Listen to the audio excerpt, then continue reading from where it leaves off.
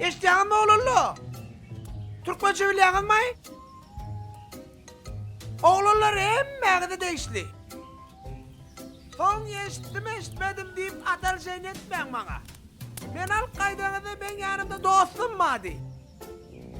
Benim son ödiri. Ödirim ne mi? Akıllı adam da. Akıllı adamı bilmekse gerek. Son çiğnim olur gelirler. Geldiler kedil vermediler size. Son çiğ kovluk barka beni uğrudun istaydın. Biz neymi? Dur o. Hemen koy verecekler bildi. Üçümüz desek ki yürekler yerle bulun.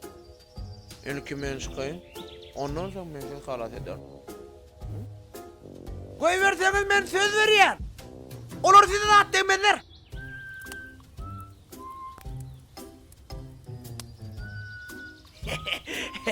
Gördünüz gerek. Siz bana damsık deydiniz. Ökünyanız gerek. Sen ökünyanı men diyen. Ökünyana, yürü kayıp da ökünyanı. Gel oğlum bebe artık.